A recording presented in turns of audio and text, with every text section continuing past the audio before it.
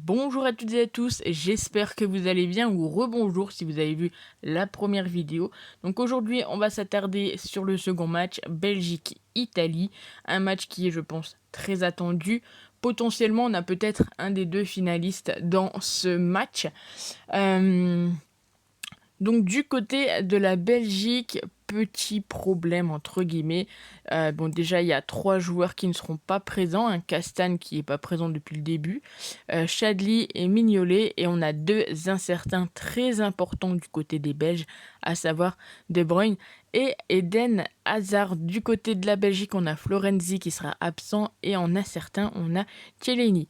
Donc la Belgique, s'est imposée face au Portugal sur le score de 1-0. Du côté de l'Italie, ils ont fait 0-0 contre l'Autriche. Ils les ont battus aux prolongations, 2-1, but de Chiesa et de Pessina, donc des joueurs qui sont rentrés au cours du match. Donc du côté de la Belgique, c'est un but de Torgan Hazard. Alors quand on a vu le but, moi je me suis dit que potentiellement ça allait dérouler juste après.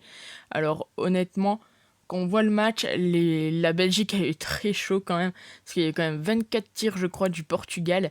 Et voilà, ils auraient vraiment pu marquer. Et mine de rien, c'est un peu bête ce que je vais dire, mais j'aurais bien voulu voilà, que le match continue. Donc pourquoi pas avoir un but du Portugal pour que le match continue. Mais voilà, la Belgique a quand même très bien subi la seconde mi-temps. Donc attention à ça contre une équipe d'Italie qui revient et qui renaît un petit peu. Et ça fait plaisir, entre guillemets, de voir l'équipe d'Italie revenir à ce niveau.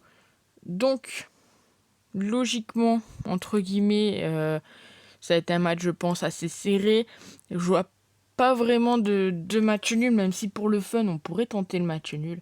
Mais on va partir sur la qualification de l'Italie. Donc bien évidemment, comme d'habitude, dites-moi qui voyez-vous se qualifier. Est-ce que vous voyez la Belgique ou l'Italie? Je pense que ça va être un match assez serré. Je vois pas un match avec du style 3-0 ou 4-2 ou un truc comme ça. Je vois vraiment un match assez serré. Je pense que ça va se jouer à un but d'écart. Donc voilà. On va tenter également les deux équipes marques. C'est coté à 2. Alors pourquoi c'est coté si élevé? C'est juste que c'est des équipes qui prennent très peu de buts, hein. Euh, Si je ne m'abuse, je vais quand même regarder vite fait, mais je crois que voilà, la Belgique, sur les 4 matchs de l'Euro, ils ont pris un but. Et du côté de l'Italie, sur les 4 matchs de l'Euro, ils ont pris également un but. Mais là, bon, l'étau se resserre. Je vois bien quand même les deux équipes prendre un but. Pardon. On continue. Est-ce que une équipe gagnera par au moins 2 buts d'écart? On voit la cote, hein, c'est très serré. Et voilà, je vous l'ai dit juste avant, je pense pas que ça arrivera. L'Italie est quand même donnée vraiment bien favori quand on regarde les cotes, hein. Le plus de 1,05 quand même coté à 1,08. C'est assez étonnant. On va tenter également, comme d'habitude, le plus de 2 buts. Alors pourquoi pas avoir un 2-1, ça serait parfait. Un 2, peu importe. On cote à 1,72. On va donc prendre, pourquoi pas, au moins d'une des deux équipes marque sur penalty. C'est du fun, c'est coté à 4. On tente des petites choses, voilà.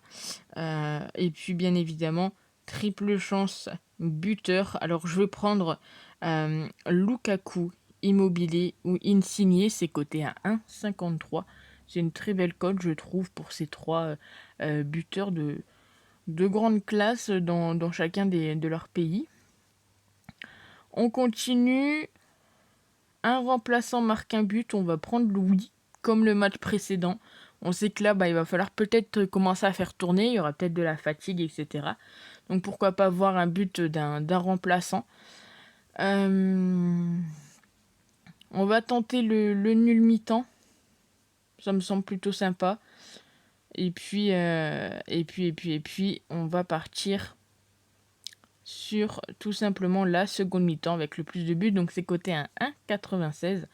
Donc je vous remontre les 8 pronostics, la qualification de l'Italie. Les deux équipes marquent le plus de 2 buts.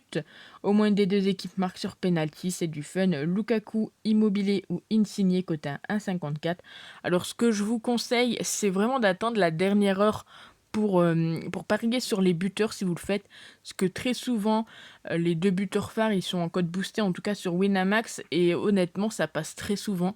Moi, c'est ce que je fais, donc je joue les pronostics, voilà, que je pense que vraiment en voyant la compo, etc., ils peuvent passer. J'attends pour les buteurs, et très souvent, la cote boostée, eh bien, je la prends, et très souvent, ça passe, donc c'est plutôt cool. Enfin également, un remplaçant marque un but, et enfin, match nul mi-temps et la deuxième mi-temps avec le plus de buts. Donc on va se retrouver très vite pour les seconds quarts de finale, donc République tchèque, Danemark et Ukraine, Angleterre. Et puis ensuite, bah, on se retrouvera mardi, je crois, je ne sais même plus, pour la finale, et voir ce qu'il en est. Donc dites-moi, voilà, vos pronostics pour ce match. Est-ce que vous voyez l'Italie? Est-ce que vous voyez la Belgique? Personnellement, j'ai mis l'Italie, mais voilà, ça va être un match, je pense, très serré.